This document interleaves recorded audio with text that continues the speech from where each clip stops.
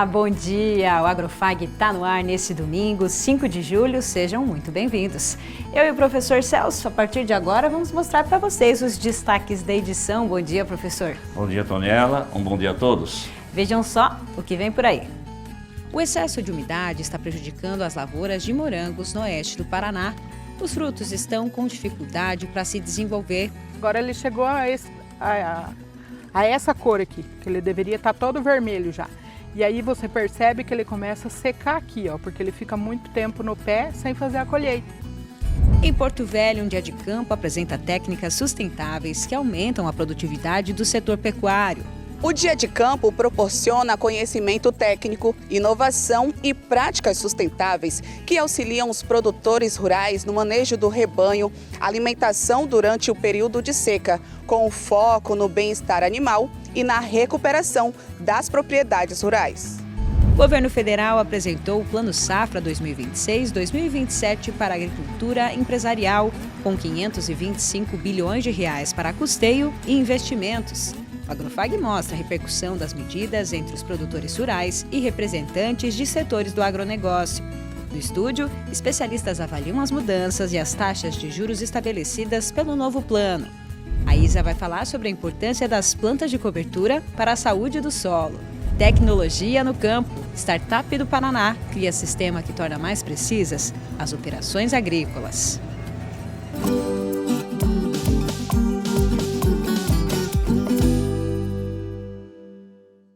Essa é a época do ano em que a oferta de morangos aumenta nas feiras e supermercados. É comum a gente ver nas prateleiras os frutos maduros, vermelhos e com uma aparência bem saborosa, né? Mas não é isso que está acontecendo. As chuvas dos meses de maio e junho provocaram um excesso de umidade, o que mudou a rotina na produção de morangos da região oeste do Paraná. Aqui na propriedade da Cleonice, no bairro Lago Azul, em Cascavel, são 7.000 pés de morango em produção, das variedades San Andreas e Florida Beauty. Segundo a produtora, o clima tem dificultado o desenvolvimento das plantas.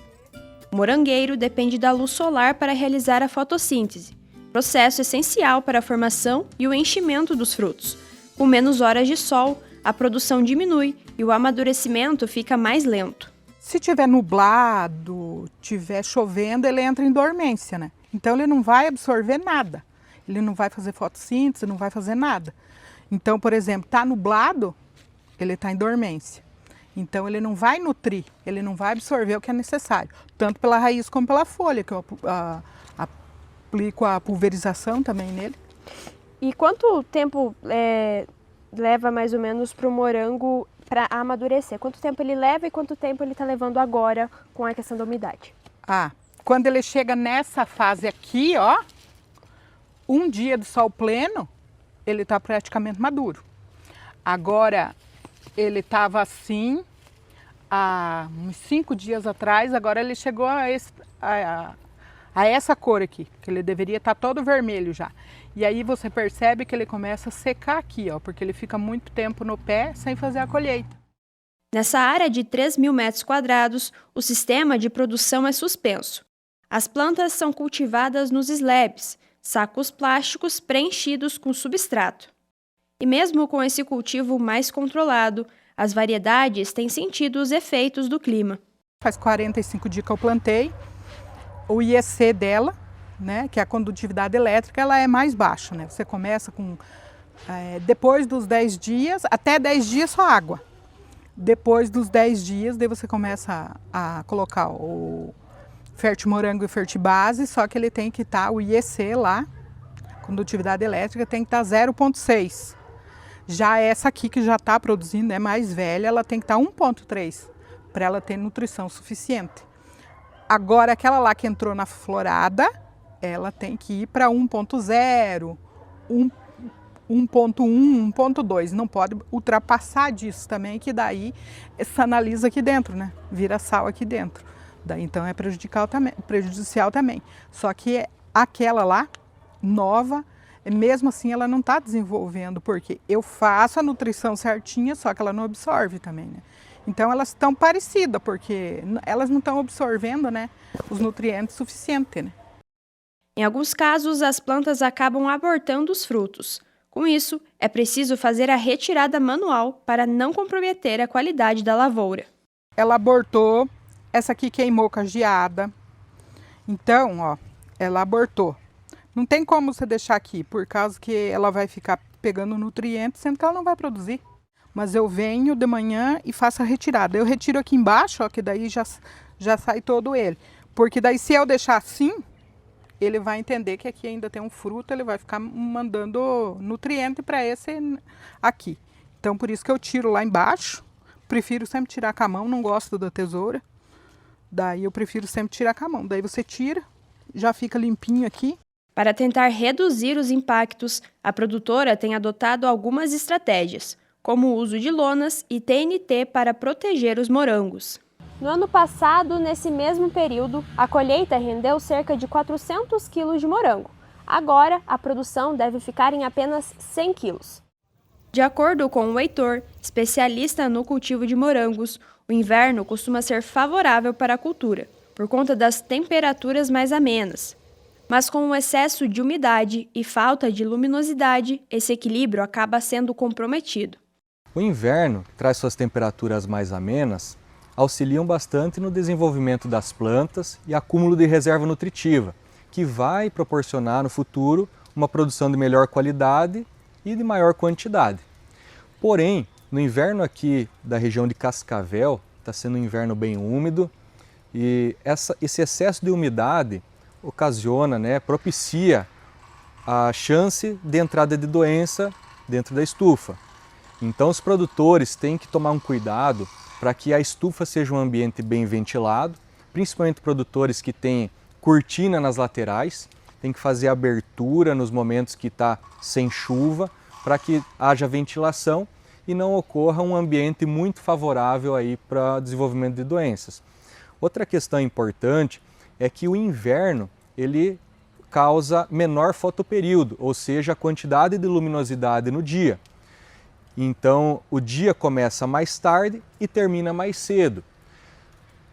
Juntando com dias nublados e maior parte dos dias chuvosos que está acontecendo, a planta faz menos fotossíntese e também isso impacta no desenvolvimento dela. Um fator importante é a nutrição da planta, que no inverno exige um manejo diferente em relação ao verão. No inverno, a planta tem um metabolismo desacelerado, mais lento. Isso impacta numa menor absorção de água e nutrientes e vai impactar diretamente no desenvolvimento da planta. Por isso o produtor tem que se atentar muito na condutividade elétrica da solução. Lá na caixa de água, na fertirrigação, também na coleta, embaixo da calha, dos slabs, para que o EC não diminua. Então, conforme a variedade que o produtor tem na sua estufa, vai ter uma condutividade elétrica, ou seja, uma concentração de nutrição que a planta precisa. E também conforme o estágio fenológico da planta. Para a Cleonice, esse atraso no desenvolvimento das plantas já representa uma colheita pouco expressiva, que ainda pode se agravar com a chegada do calor.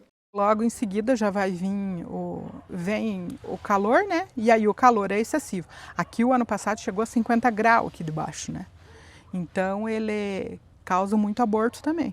Então, de repente, só o ano que vem para você recuperar essa safra, Porque essa aqui eu acredito que muito difícil, conseguir recuperar. Tá aí, professor Celso? Não dá para controlar as condições climáticas, o morango acabou sendo prejudicado. São as dificuldades climáticas de quem trabalha no campo, E aí a falta, o excesso de chuva, tempo encoberto, falta luz, afeta bastante o morango. A umidade também, Você tem umidade elevada, você pode ter problemas de doença, Mas não é exclusividade do morango, Outras culturas, outras espécies também vão sofrer, O interessante é que o agricultor tem uma variabilidade, outras culturas que ele possa balancear, Dessa maneira ele corre menos risco. É isso aí, diversificação. Diversificação da propriedade. Muito bem, é isso aí. E agora nós vamos lá para Rondônia. Em Porto Velho, produtores rurais participaram de um dia de campo sobre a pecuária. O evento apresentou soluções sustentáveis que aumentam a produtividade, preservam o meio ambiente e fortalecem a competitividade da carne bovina no mercado internacional.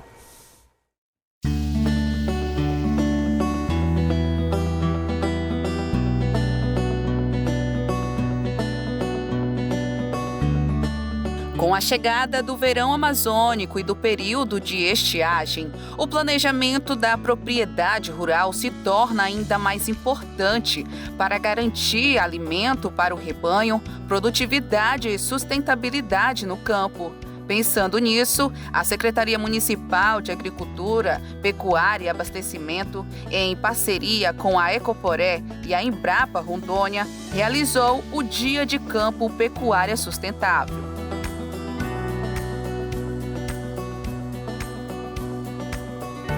O evento reuniu pecuaristas, técnicos e parceiros do setor para apresentar tecnologia e práticas de manejo voltadas tanto para a pecuária de leite quanto para a produção de gado de corte.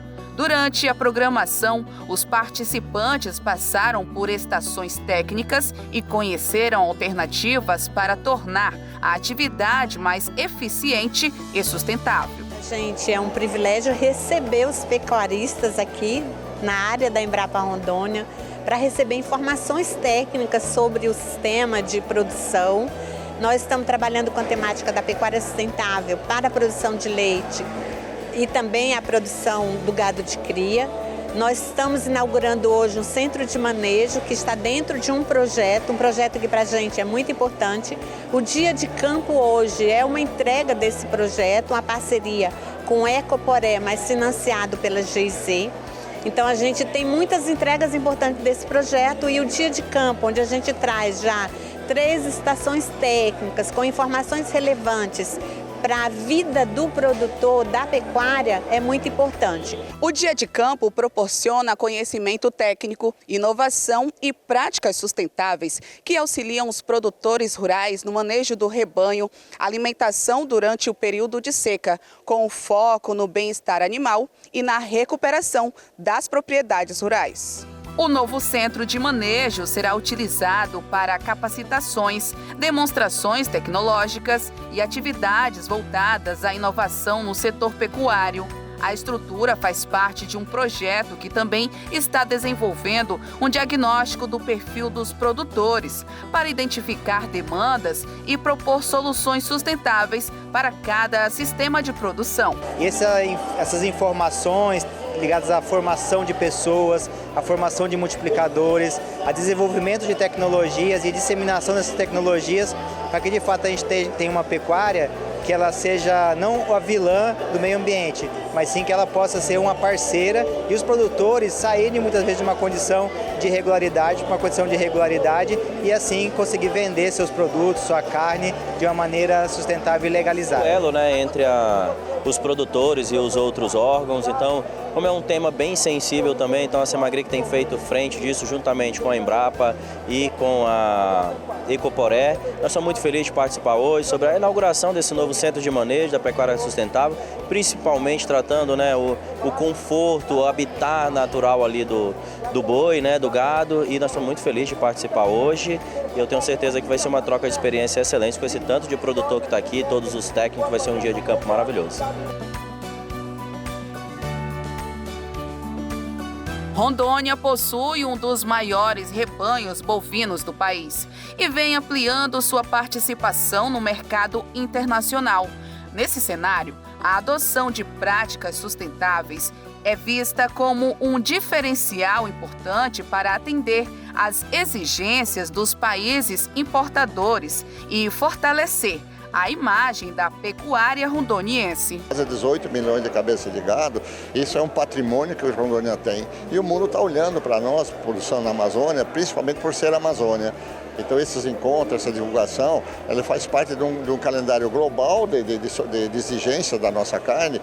E a Embrapa, muito atenta, está trazendo isso hoje aqui com bastante qualidade, fazendo todo esse trabalho com o pecuarista, mostrando que a gente está dentro do cenário. Não somos só o quinto produtor de carne por acaso. Nós temos genética, nós temos bem-estar animal e a Embrapa é essa parceira que com certeza está levando isso a nível Brasil, porque ela tem uma abrangência brasileira, mas muito mais a nível internacional. A expectativa é que iniciativas como o Dia de Campo contribua para ampliar a adoção de tecnologias sustentáveis, melhorar os índices de produtividade e fortalecer ainda mais a pecuária de Rondônia, um dos setores mais importantes da economia do estado. Olha só, professor Celso, pecuária de corte lá em Rondônia, com o apoio da Embrapa, tem muito aí pela frente, muito a dar certo, né? Temos que ser competitivos, com certeza somos, né? Então esses encontros são importantes, né? Para você saber o que tem de genética melhor, o gado de corte, né? E quais são os manejos adequados, né? Isso faz aumentar a rentabilidade do produtor, né? Do gado de corte. Muito bem. E agora vamos de Isa na Fazenda. As informações são sobre a importância das plantas de cobertura.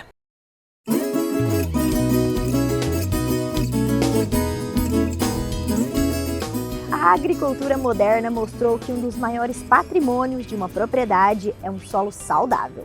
E mantê-lo coberto no maior tempo possível é o ideal. É por isso que as plantas de cobertura se tornaram uma das principais ferramentas para aumentar a sustentabilidade e a produtividade das lavouras. Depois da colheita das culturas de verão e com a chegada do inverno, muitos produtores iniciam a implantação das coberturas. Mas essa prática não é exclusiva das grandes lavouras. Em hortas e pequenas propriedades, também é possível utilizar espécies de cobertura entre um cultivo e outro, protegendo os canteiros, melhorando a fertilidade do solo e preparando a área para o próximo plantio. E não existe uma única planta capaz de atender todos os objetivos. A escolha depende da necessidade de cada área. A aveia preta, por exemplo, é uma das espécies mais utilizadas, por produzir grande quantidade de palhada e oferecer cobertura. O nabo forrageiro é conhecido pela raiz pivotante profunda, que ajuda a descompactar o solo naturalmente e melhora a infiltração de água. Já a ervilhaca se destaca pela capacidade de fixar nitrogênio atmosférico, ajudando na adubação nitrogenada para a cultura seguinte. Já variedades como o centeio e a braquiária produzem grande volume de biomassa para favorecer a formação de uma cobertura mais duradoura. Hoje, muitos produtores utilizam misturas de espécies conhecidas como mix, aproveitando os benefícios de diferentes plantas na mesma área. A palhada reduz o impacto direto das gotas de chuva, diminuindo a erosão e evitando compactação. Também reduz a evaporação da água, ajuda a manter temperaturas mais estáveis na superfície, favorece a infiltração das chuvas e cria um ambiente ideal para a saúde do solo. Outro ponto importante é a reciclagem de nutrientes. Espécies com sistemas radiculares profundos conseguem absorver nutrientes das camadas inferiores do solo e disponibilizar de novo na superfície após a decomposição da palhada. Uma forma natural de melhorar a lavoura e reduzir perdas de nutrientes ao longo do tempo. Além dos benefícios físicos e químicos, as plantas de cobertura também ajudam no manejo de plantas daninhas. A formação de uma camada uniforme de palhada dificulta o crescimento de muitas espécies invasoras, diminuindo aplicações e melhorando a implantação da próxima cultura comercial. Plantar uma cultura sem objetivo de colheita comercial pode parecer só mais um custo no começo, mas na prática as plantas de cobertura são investimentos. Elas ajudam a conservar o solo, aumentam a eficiência do uso da água e dos fertilizantes, reduzem perdas por erosão e criam condições para que a próxima cultura expresse um potencial produtivo maior. Não deixem de acompanhar o Agrofag nas redes sociais. Nos vemos na próxima semana. Até lá! E você que quer participar com a gente do programa, esclarecendo dúvidas, enviando fotos e vídeos, compartilhando informações e novidades da sua região ou sugerindo assuntos para tratarmos aqui, entre em contato com a nossa equipe no WhatsApp. O número é 4533213970. Nós estamos em todas as redes sociais, no Instagram, TikTok, no YouTube e também lá no Facebook. Participe! Veja agora os preços do mercado agrícola em nossa região. Em Cascavel, a saca da soja encerrou a semana em R$ 114,00, a saca do milho R$ 51,00 e a saca do trigo R$ 72,00. Nós sabemos que a tecnologia é fundamental para uma boa produtividade no campo. Hoje existem equipamentos que fornecem informações precisas e que facilitam o trabalho, desde o plantio até a colheita. O problema muitas vezes é o custo desses equipamentos. Foi pensando nisso que uma startup de Toledo, aqui no oeste do Paraná, desenvolveu um sistema que aumenta a precisão nas operações agrícolas e promete ser mais acessível ao pequeno produtor. É de olho atento nas telas que a produtora rural e também engenheira eletricista Josiane acompanha a localização exata das propriedades que utilizam os serviços da startup criada em 2018. A ideia veio inicialmente para resolver um problema nosso, né, que a gente tinha na lavoura. Então a gente começou a desenvolver soluções que eram interessantes para a gente, que impactariam, né, no nosso trabalho no dia a dia na lavoura. A empresa nasceu com esse objetivo já bem definido, o de facilitar o acesso de pequenos e médios produtores à agricultura de precisão. Realmente porque o pequeno produtor hoje, apesar dele ter acesso a várias tecnologias, não são tecnologias pensadas para a realidade dele. A solução encontrada pela startup da Josiane foi desenvolver um GPS ligado a uma estação de referência, conhecida como base RTK. Uma tecnologia que reduz a margem de erro do equipamento de 30 centímetros para apenas 2,5 centímetros, garantindo alta precisão em tempo real nas operações agrícolas. Alisson é sócio da Josiane. Ele explica que para o sistema funcionar, são necessárias antenas que servem como bases RTK fixas próximas às propriedades que utilizam o serviço. Alisson, e aqui na tela você consegue acompanhar os pontos onde vocês têm as bases fixas, né? Se puder mostrar para a gente e explicar. Hoje o nosso serviço de bases de RTK, ele é a nível Brasil, né? Então a gente tem várias antenas, né? Pontos de base instalados a nível Brasil. E se a gente focar aqui na parte aqui na região oeste do Paraná, né? Então a gente consegue observar aqui as bases que atendem aqui a nossa região oeste, né? Então, vamos citar aqui Santa Teresa de Itaipu, Planalto, Três Barras, né? Toledo, Corbélia. E cada base dessa aqui, cada círculo desse aqui é uma base fixa instalada, no caso aqui em Guaíra. Então a gente tem uma antena lá instalada lá na propriedade do nosso cliente, que ela foi geoprocessada e ela consegue atender essa área aqui. Então o raio aqui em verde é um raio de 35 km e o raio em vermelho é um raio de 50 km. Dentro do raio verde, onde vai ter o melhor sinal de correção, né, que é até 2,5 centímetros, e no raio vermelho ele pode chegar até 5 centímetros de precisão. Áreas onde a gente instala a base, todos os clientes que moram nesse entorno usam o sinal da base. Clientes que estão fora da área de cobertura e também queiram usar o nosso sinal de correção, a gente consegue transformar ele num repetidor. Então ele faz um investimento que é o investimento da base, a preço de custo, e se torna um repetidor e ele atende mais produtores. Então a nossa ideia é expandir nossa rede de bases hoje, né, para que a gente consiga atender o maior número de produtores na região. Né? Nós acompanhamos a visita da Josiane à propriedade do Emerson, que tem 60 hectares no distrito de São Pedro do Iguaçu, em Toledo. O agricultor foi um dos primeiros clientes da startup. A gente sempre teve a necessidade de estar adquirindo, porque como a gente sempre usava 2 tratores e coisa arada para marcar o rastro antes de fazer de ter o piloto, isso aí acabava que a gente sofria muito, né? A gente via que as outras pessoas fazendo e via que é uma coisa boa, né? Que a gente tinha que adquirir, mas a gente tinha condições para estar adquirindo, né? Mas a gente sempre teve em mente que precisava de um negócio desse para diminuir os custos e melhorar a nossa vida aqui na lavoura. Né? Emerson investiu R$35 mil na compra do equipamento, que inclui um piloto automático. Estamos aqui na cabine do trator, daí como a gente adquiriu o piloto da adaga, a gente fez a troca do volante e agora fica automático. Todas as operações na roça vai ser automática graças a esse motorzinho elétrico que tem aqui. Daí aqui é o painel de controle que também foi instalado junto com o kit, que faz o controle sobre as linhas e para regular o piloto na roça é por aqui. Todas as operações então de plantio e pulverização você consegue ter um controle por meio dessa tela. Exatamente.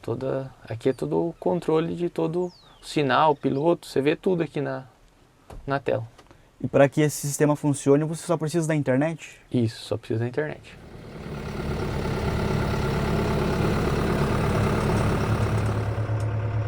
Para ter acesso à base RTK, Emerson paga uma licença que custa R$ 1.500 por ano. Um investimento que, segundo ele, vale a pena. O produtor cita exemplos de como a precisão do mecanismo contribui com o plantio e as pulverizações. Muitos exemplos que tem, porque a gente pulverizava na mão e com sinal de... a gente tinha um GPS antes que era bem inferior, sabe? Era só o GPS mesmo, não tinha piloto, nada. E chegava... Quando a gente desseca, a gente consegue ter noção do tanto que está sobrepondo, né? A gente dessecava, se tinha lugar, ficava 2 metros sem pegar produto. E isso não é só na dessecação, todos os rastros foi feito com 2 metros de erro. Naquele pedaço, né? Mas tinha vários pedaços no meio da roça. E só nisso aí você imagina o tanto que já ficou, né, para trás. E também tinha plantio, o plantio ficava tudo torto, a gente não tem noção do ir reto, né? Plantio não tem que nem um GPS, você não pode se basear pelo GPS. Ou o piloto planta ou é você, não tem como você se basear em nada. Então a gente fazia tudo torto, não conseguia, acabava faltando semente, geralmente faltava semente no final da safra, a gente comprava um tanto, faltava. Mas era inúmeras situações que a gente via que estava dando errado, mas não tinha como resolver, né? Utilizando o piloto automático e o sinal corrigido RTK de alta precisão, o agricultor economiza por safra cerca de 10% com sementes, fertilizantes, defensivos e combustível. Emerson registrou a eficiência da ferramenta em ação no campo. Este foi o plantio do milho de segunda safra, no início de fevereiro.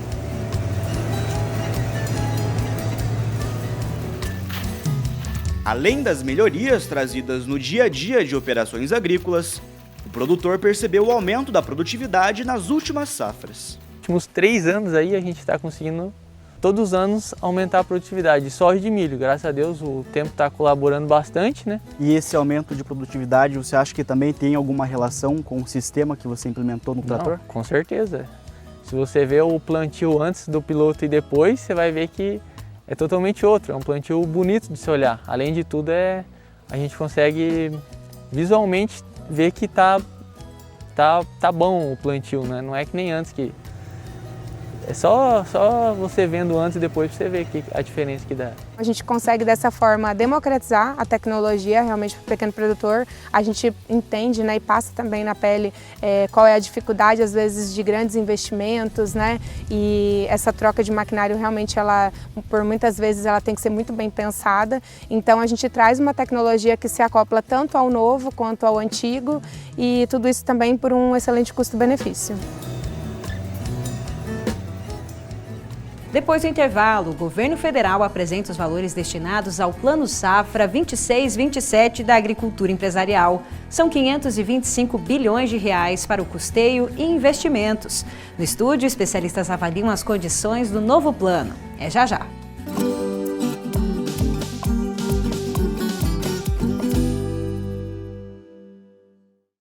Conectados ao mundo. Somos todos. Somos um só. Somos muito mais. Global Connection. Descubra um novo programa de pós-graduação Centro Universitário FAG. Acesse o site e conheça os cursos disponíveis. Conexões internacionais e experiências transformadoras. fag.edu.br/pós. Inscrições pelo fone 4533213964. Pós-graduação Centro FAG. Global Connection. Realize.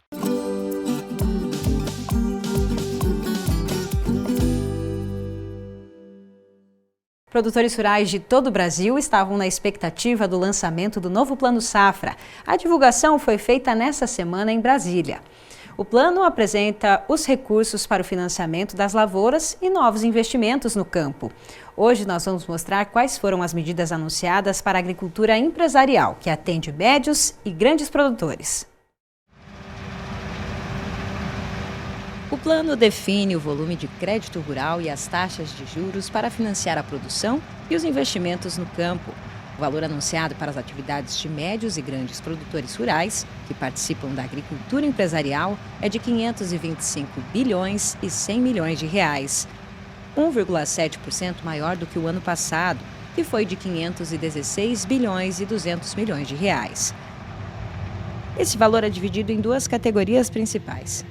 Custeio, que inclui linhas utilizadas para financiar custo da produção agrícola, como compra de sementes, insumos, alimentação animal e mão de obra, por exemplo. E investimento, onde se encaixam financiamentos para aquisição de bens e estruturas de longo prazo, como máquinas e equipamentos agrícolas, construção e ampliação de armazéns e tecnologias para melhorar a eficiência das propriedades. O dinheiro destinado ao custeio foi reduzido de 414,7 bilhões para 384,9 bilhões, queda de 7,2%. E para os investimentos, a verba cresceu 38,1%, passando de 101,5 bilhões para 140,2 bilhões de reais. O Plano Safra representa uma política pública com taxas de juros menores do que a Selic, que é a referência para o custo do crédito na economia brasileira e que está em 14,25% ao ano. O novo plano reduziu em 1% a taxa de juros de diversas linhas de financiamentos. No Moder Frota, por exemplo, programa destinado à compra de máquinas e implementos para produtores enquadrados no Pronamp, a taxa passou de 12,5% para 11,5% ao ano. O plano tem impacto direto nos negócios do setor. Essa concessionária em Cascavel já está avaliando as novas condições. O Diego é o gerente e explica que a queda de 1% na taxa de juros já ajuda nas vendas. Falando com alguns agricultores, que a gente vinha fazendo atendimento, eles relatavam para nós que a taxa de juros estava alta, os preços de commodities estavam muito baixos, a relação de troca, Então eles estavam dando uma segurada. Algumas negociações saíam a curto prazo, então sem envolver financiamento, via Casa Camagril. Então, com essa nova taxa que vem aí do segundo semestre de 2026, a gente já vem com um planejamento diferente, com uma taxa diferente que seja mais atrativa.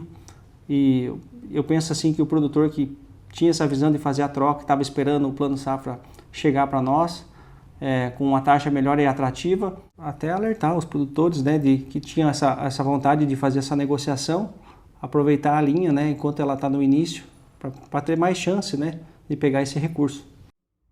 E a primeira cliente que o Diego recebeu foi a Luana.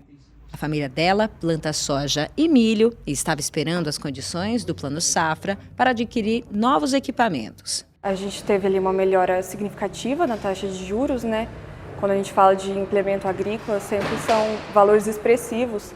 Então, uma mudança de 1% com certeza faz diferença, sim, e a gente pretende fazer novos negócios com essa taxa. Já o seu Itacir trabalha com agricultura e pecuária de leite. Para ele, é o preço dos grãos que define as novas compras. E como a rentabilidade está apertada, o jeito é esperar por uma reação do mercado.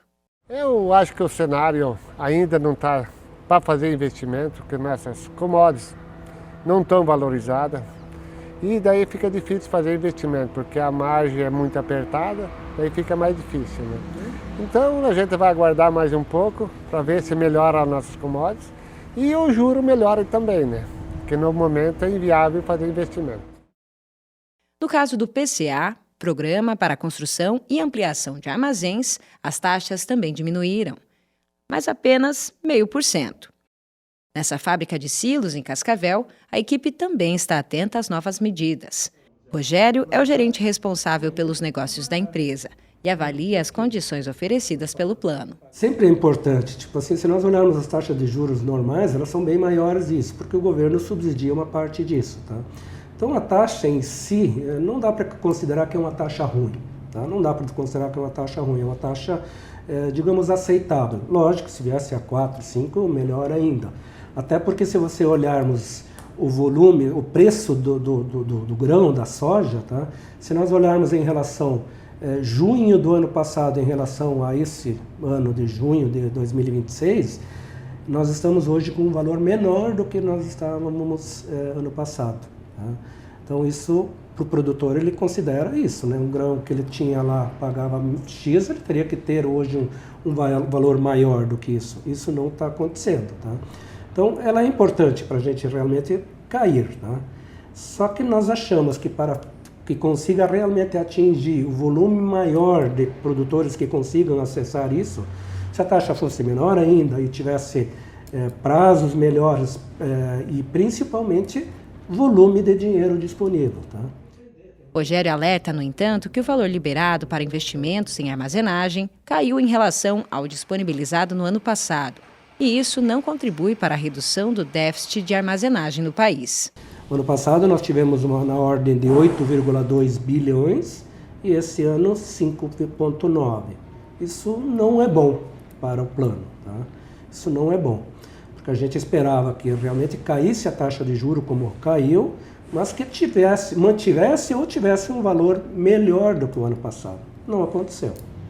A equipe do Agrofag também buscou o posicionamento de entidades do setor agropecuário paranaense sobre o novo Plano Safra, entre elas a Federação da Agricultura e o sistema OCEPAR.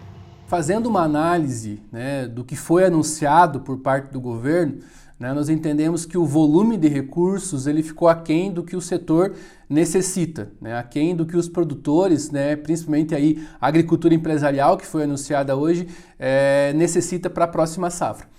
Nós tivemos um incremento nominal dos valores em relação ao Plano Safra do ano passado, mas se a gente for colocar a inflação nessa conta e principalmente os custos de produção, nós tivemos uma estagnação. Então, os recursos muito aquém do que o setor necessita para fazer a próxima safra. Os juros altos, eles continuam altos em relação ao que nós esperávamos. A proposta que nós enviamos para o governo federal era de juros aí, menores, para atender aí as necessidades do setor e principalmente fazer com que o dinheiro anunciado ele chegue para o produtor. Porque se a gente for fazer uma análise dos últimos anos, muito do que é anunciado pelo Plano Safra não é contratado ao final do ano Safra. Então nós temos esse gap, essa discrepância do que é anunciado e do que é de fato contratado pelos produtores. A dificuldade que a gente está visualizando aí junto às cooperativas, nossos cooperados, é que precisaria ter o pacote também de renegociação das dívidas, porque alguns produtores estão numa situação um pouco mais complicada, E também o seguro rural, que é uma política de mitigação de riscos que não foi anunciado nada, A gente está em discussão isso com o Congresso, com o próprio governo, mas em linhas gerais, o nosso pessoal esteve participando lá ontem, lá junto com a OCB, a OCEPAR, e a avaliação está em linha com o que estávamos imaginando e vamos agora a partir de setembro se preparar para plantar uma nova safra que a gente, mesmo tendo esses percalços, a gente acredita que o produtor vai investir, vai ter uma nova safra com um ano de El Niño também positivo aí para o desenvolvimento das lavouras. Aqui no estúdio a gente continua falando sobre as novidades do Plano Safra para a agricultura empresarial.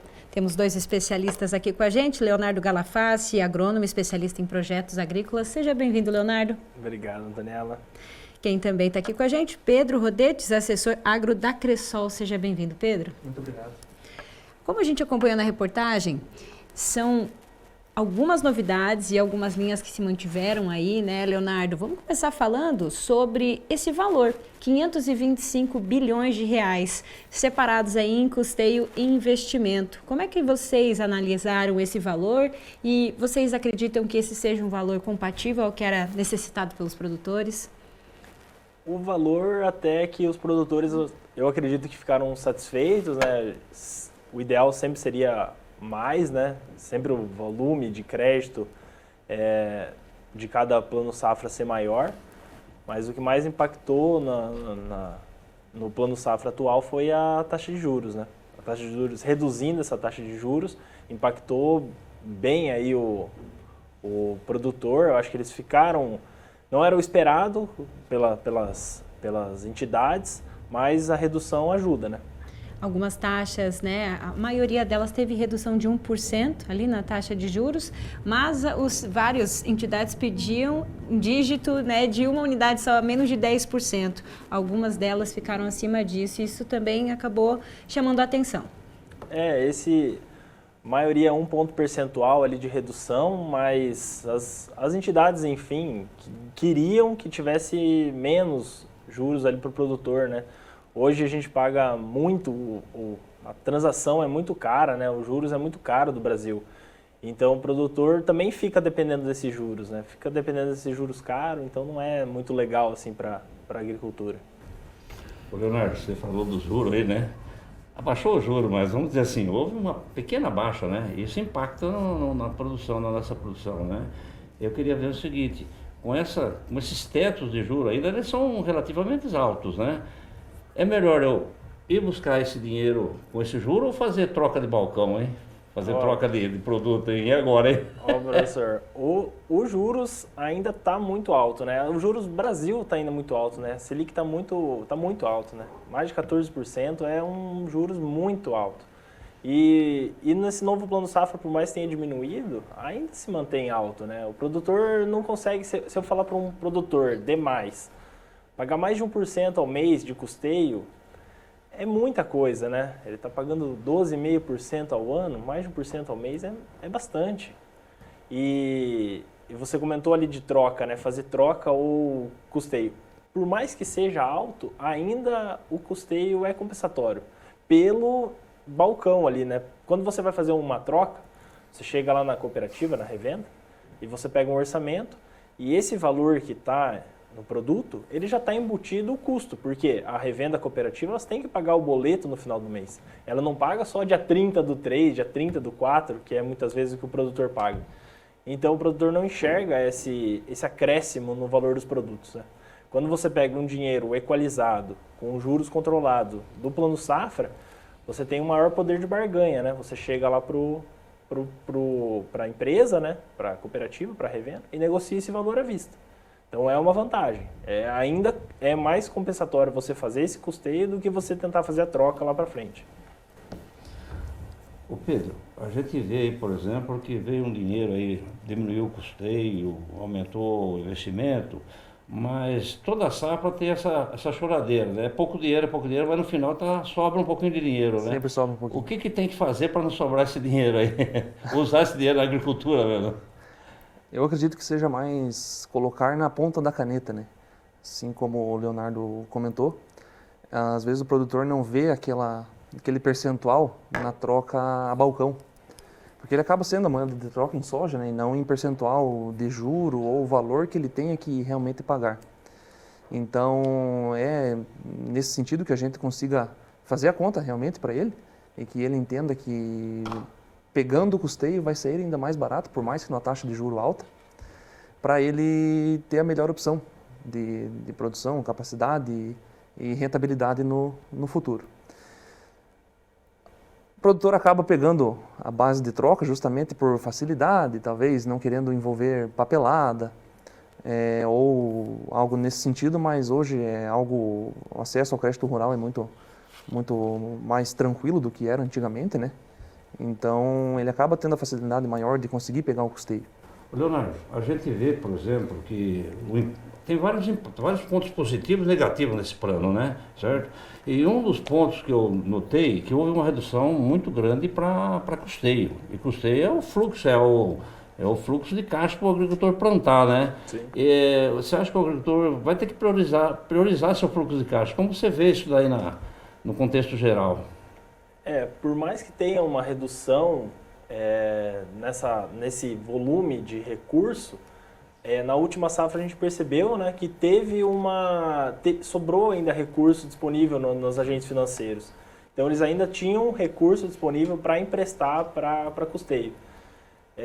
Então acredito que com essa redução dos juros ali, é capaz que o produtor vá procurar mais esse recurso de custeio. Então pode ser, vamos dizer, que falte recurso, mas vai ser muito esporádico, assim, eu imagino.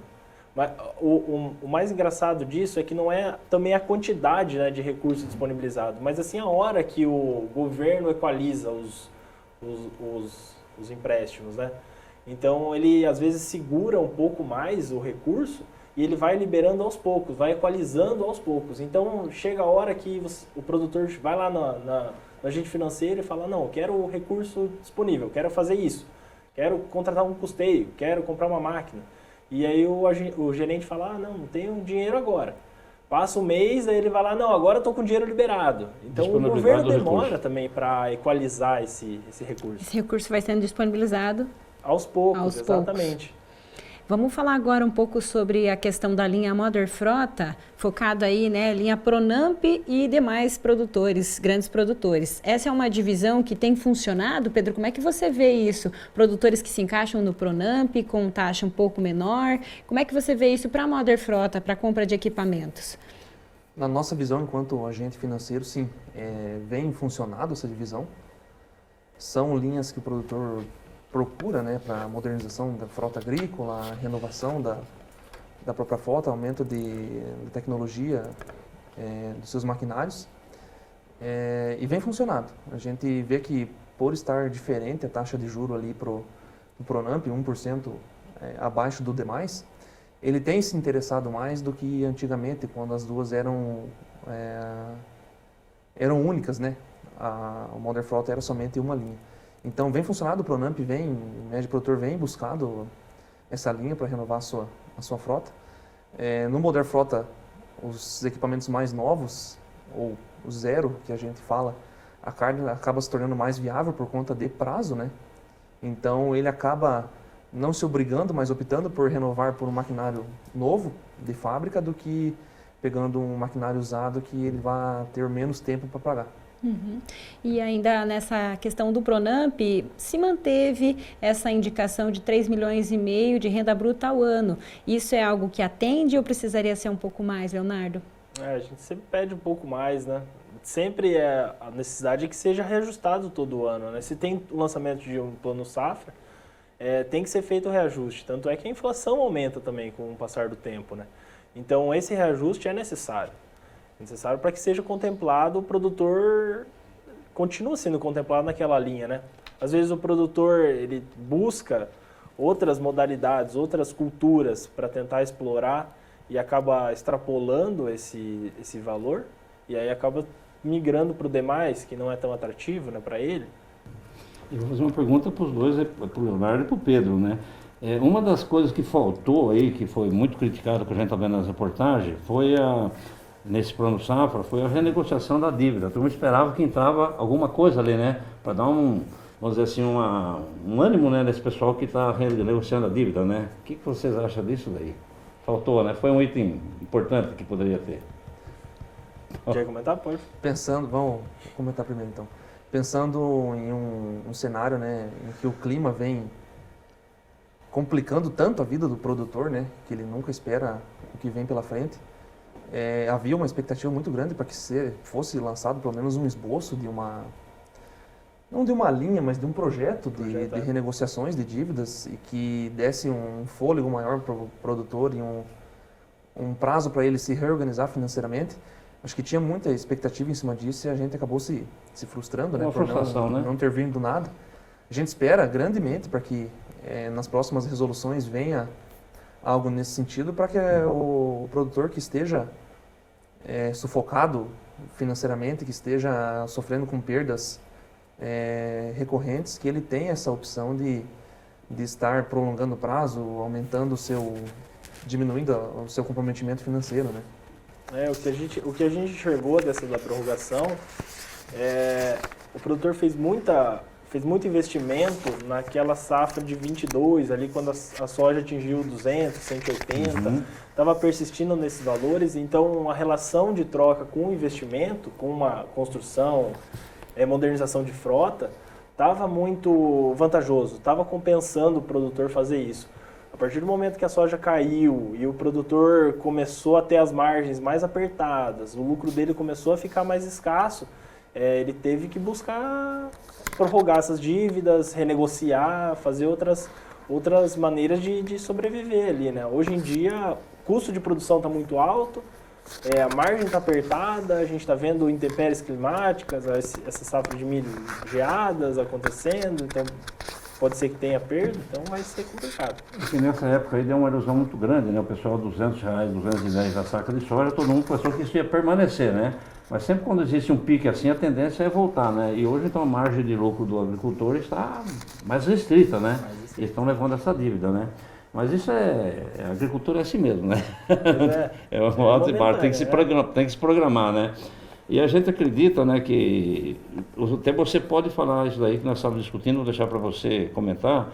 Existe uma lei no Congresso que está tentando regularizar isso, que não foi contemplado pelo plano, mas está no Congresso, né? Então a bancada do agro parece estar forte nisso, né? Tá, eles estão tentando buscar ali outras fontes de recurso que estão ali no governo, que o governo tem, para tentar mudar para uma linha de crédito, um programa para tentar renegociar essas dívidas, né? É uma estratégia para tentar dar um fôlego maior para o produtor, uma parcela maior, um prazo maior para ele pagar. Então é basicamente isso daí que está acontecendo. Olha só, são muitos pontos divulgados no Plano Safra, né, professor Celso? Nos próximos programas aqui a gente vai trazendo cada um desses detalhes, falando também como é que vai continuar, né, essa resolução das linhas. E a gente quer agradecer aqui nossos convidados, né, Leonardo? Obrigada por sempre estar aqui nos aconselhando, trazendo as informações aí. Até a próxima. Obrigado a vocês. Não querendo ser pessimista, né, com o produtor, mas vamos seguir em frente. Seguir em frente, é isso aí. E o Pedro também, a gente agradece a sua participação. Até a próxima, Pedro. Eu que agradeço pelo convite e que nós façamos uma safra 26-27 excelente, apesar do lançamento dessa semana. Perfeito, é isso aí. Ó, aproveitando a tua vinda aqui, né, para falar da Cressol, a gente quer falar de uma notícia boa, então. Opa. Eu vou chamar aqui o Diego Volk, ele que é gerente da Cressol Progresso. Ele está aqui para falar de uma novidade aí, né, Diego? Olha só o que o Diego tem na mão. Uma caixa térmica, 22 litros, e ela tá para sorteio, né? E a gente quer falar aqui os detalhes para você que quer participar e concorrer essa caixa térmica aqui. São 3 passos. O primeiro deles é seguir a Cressol Progresso lá no Instagram, @Cressol Progresso, a gente vai deixar aqui na tela, e também o @agrofag. Segundo passo, é só curtir o post sobre o Plano Safra que está fixado lá no perfil da Cressol. Além disso, você pode chamar a equipe da Cressol no direct e dizer que quer participar desse sorteio aqui. Diego, muito obrigada aqui pela sua participação. Muito bem. E olha só, a gente vai falar sobre o Plano Safra voltado ao Pronaf na semana que vem, a agricultura familiar, em que o governo anunciou 85 bilhões de reais para esse segmento. Mas agora a gente vai acompanhar a previsão do tempo para os próximos dias aqui na nossa região. Predomínio de nebulosidade e temperaturas agradáveis marcam o tempo nas cidades do oeste do Paraná hoje. Em Cascavel, apesar da presença de muitas nuvens ao longo do dia, não tem indicação de chuva. As temperaturas variam entre 12 e 22 graus. A umidade do ar chega a 92% e os ventos sopram do nordeste com intensidade fraca, em torno de 7 km por hora. Amanhã, a chuva é indicada pelo CIMEPAR, com um volume aproximado de 13 milímetros. As temperaturas podem oscilar dos 13 aos 19 graus. A partir de terça, as temperaturas caem com a influência de uma massa de ar polar. Olha só, a mínima em Cascavel é de 6 e a máxima não passa dos 16 graus, sem chances de chuva. Por isso, tem risco de geada. Atenção! E na quarta-feira também, os termômetros vão dos 5 graus de mínima e a máxima 18 graus, com céu claro. Tem sol entre muitas nuvens nesse domingo também lá em Guaíra e não deve ocorrer chuva. As temperaturas variam entre 15 e 23 graus. A umidade relativa do ar chega a 98%, os ventos sopram do nordeste com velocidade em torno de 4 km por hora. Amanhã, as temperaturas são as mesmas e o CIMEPAR mostra a chuva se aproximando, o volume deve ser de 8 milímetros. Na terça, a temperatura cai, mínima de 11 e máxima de 17 graus com tempo aberto e sol. Essa condição continua na quarta, que terá maior amplitude térmica ao longo do dia. Mínima de 9 e máxima de 20 graus em Guaíra. E tem dia de sol entre muitas nuvens também lá em Foz do Iguaçu. As temperaturas variam dos 12 aos 22 graus. A umidade relativa do ar é de 99%, ventos que sopram do sudeste com velocidade em torno de 3 km por hora. Amanhã o tempo muda, tem chuva na cidade, o volume indicado é de 18 milímetros segundo o CIMEPAR. As temperaturas podem variar dos 12 aos 17 graus. Amanhã a sensação térmica é a mais gelada. Nas primeiras horas da manhã tem frio, temperatura entre 8 graus até os 18 e segue assim na quarta-feira. As temperaturas ficam entre 7 e 19 graus em Foz do Iguaçu. No próximo bloco tem as dicas de cursos e a participação dos amigos nas redes sociais. É daqui a pouco.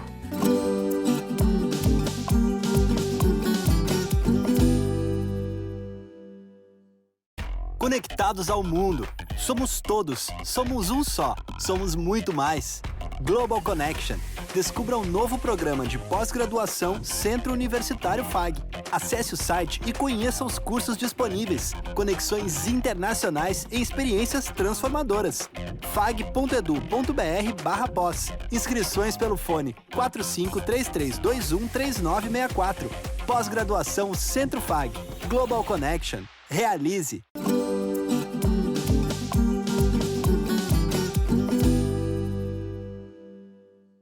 Vamos ver agora como ficaram os preços das proteínas animais em nossa região.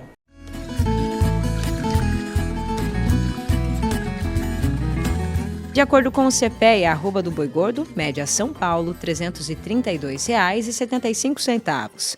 O quilo do suíno em Cascavel, R$ 5,80 e o quilo do frango em Cascavel, R$ 4,38. Vamos agora ao nosso quadro das redes sociais, vendo aqui fotos, vídeos que vocês enviaram para a nossa equipe e também as indicações de eventos e cursos para os próximos dias. Começamos com essa foto aqui, que foi enviada pelo Márcio Messias. Frio da semana passada, professor Celso, e ele fez esse registro do amanhecer com a grama toda coberta de gelo. É bonita a foto, mas não é muito agradável, né? E essa semana está prometendo também, né? Essa semana que vem aí tem mais frio pela frente. Chegando. É isso aí. Márcio, obrigada pela participação e pelo registro da foto aí no amanhecer. Seguimos aqui, olha, deu muita chuva de pedra em Cascavel nessa última semana. Quem registrou essas fotos que a gente vai ver agora foi o Andrei Mori, ali na região de Espigão Azul, e muitas pessoas no centro de Cascavel também identificaram essa pedra aí, né? Em várias regiões do nosso município ocorreu chuva de pedras. Exatamente, realmente. E olha aí, temos também essas lindas fotos, já que a gente está falando de frio, né? Irene, lá de Ramilândia, na Fazenda Encontro com as Águas, registrou esse passeio aqui do pessoal fazendo e olha só essa neblina sobre a paisagem, professor. Muito bonita, muito bonita. E esse frio, né, dá essa característica especial na paisagem, né? Seguimos, olha só a colheita do milho safrinha avançando no Paraná. Agora é que começa o volume maior, né, professor? Começa pelo oeste, começa mais cedo, né? E agora vai, né? Safrinha total. Para todo o estado. Então a colheita aí acontecendo lá em Toledo, cerca de 75 hectares nessa área. Muito bem, belos registros. E aí a gente tem agora as nossas indicações de cursos. Olha o Sistema FAEP Senar junto com o Sindicato Rural de Cascavel, indicando o curso de implementos agrícolas, dia 8 ao dia 10 desse mês, então, né, já na próxima semana agora, das 8 da manhã às 5 horas da tarde. Telefone para contato na tela é o 459-9942-0063. Tem mais indicações, vamos ver. Aí é um evento, então, né? Você está preparado para colher valor na nova economia? É um evento que vai acontecer aqui em Cascavel, na SIC, dia 9. Mais informações, tem um QR Code na tela para você fazer a sua inscrição. Um evento promovido pelo Sindicato Rural, Areac e Associação Comercial e Industrial de Cascavel. Tem também essa indicação que é do IDR Paraná, regularização ambiental de piscicultura e construção de viveiros, dia 10, a partir da 1h30 da tarde, lá em Toledo. As inscrições são gratuitas e para mais informações, o telefone está na tela, 41992894031. Food Capacita Agro, jornada de acesso ao mercado, é uma realização do Iguaçu Vale e vai acontecer lá em Toledo, com oficinas. Olha aí, na terça-feira, dia 7, a partir das 2 horas da tarde, tem também na outra semana, dia 14, a apresentação do produto oficina, rodada de negócios. Então, para quem quer saber mais sobre essa iniciativa, é só acessar o QR Code que está na tela. Tem também o Hackathon da Areac, uma iniciativa que a Associação Regional dos Agrônomos aqui da cidade está promovendo para auxiliar aí e trazer alternativas para a agricultura familiar. Nós recebemos essa indicação, então, para você que quer se inscrever, tem telefone na tela e também as redes sociais da Areac. O telefone é 459-9997-2947. E olha só a especialização da pós-graduação aqui do Centro FAG, Sanidade e Produção na Suinocultura. Mais informações sobre essa especialização está na tela, o site fag.edu.br/pós e o contato 453321-3953. É com essa indicação aqui que a gente encerra o nosso quadro das redes sociais. Professor Celso, um ótimo mês de julho pela frente a todos, né? E até o próximo Agrofag. Até a próxima, Antonella. Até a próxima, Marcelo. Tchau, tchau, pessoal. Semana que vem estamos juntos por aqui. Até lá. Tchau, tchau.